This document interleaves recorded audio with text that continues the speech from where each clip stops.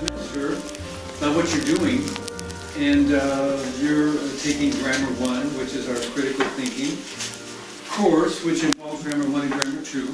The thing is about grammar, you may not understand, and you may not appreciate at your ages, but what I do know, you all want to be smarter, and you want to be taller, and you want to be older.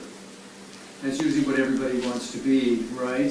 So what you'll find is that this makes you smarter. This kind of critical thinking applied to language makes you smarter in all your classes.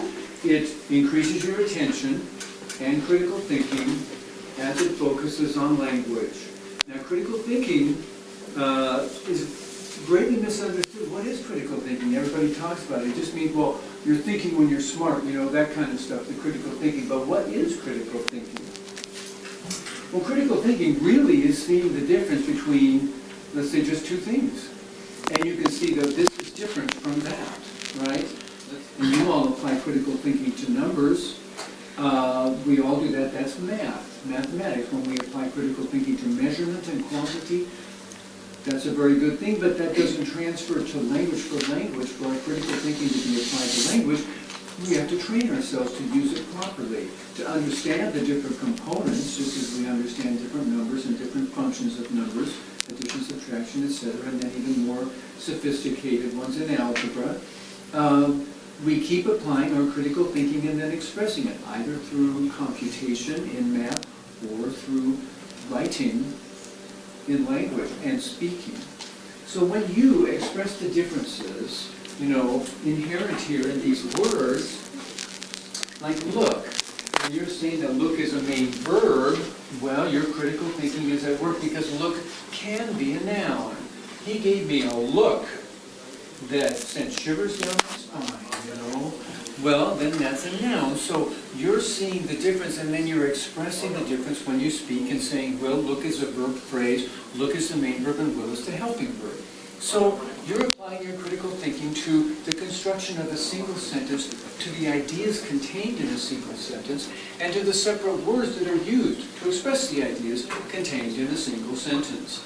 And this is a noble activity. It trains your critical thinking so that you will have a foundation for more sophisticated thinking. So this isn't just doing some diagrams that have no meaning in school. You're in the process of training your thinking, but you do want to be smarter. And you have to understand that we're laying the foundation so you can be really smarter. Now, it seems maybe easy, which it should be now, because if it weren't easy, that means that you wouldn't know how to do it. If you don't know how to do it, it's useless. So you've been so well trained that now you understand all these distinctions of words and functions of words within a sentence. Did you know this when you came in here in September? No, I'm sure you didn't. Prepositional phrases?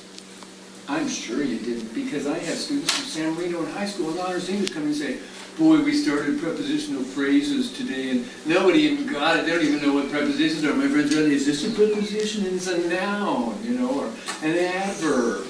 But now you know these things. And it's like, well, of course that's an adverb and not a preposition. There's no object. Of course. But yeah, it's so easy for you to say now, because you've been trained systematically. So, yeah, it's easy. It's easy to walk unless you can't walk.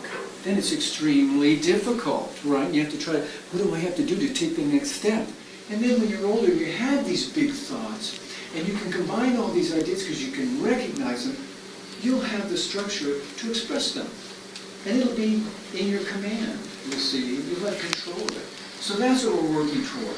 We're not working toward your particular entertainment today. Although this isn't such a bad thing. But we're not looking to entertain you today. We're working to prepare you for your lives, you know, in the future. And these kinds of big diagrams are proof that if you just go step by step, everyone who takes these courses, Grammar 1 and Grammar 2, ends up doing these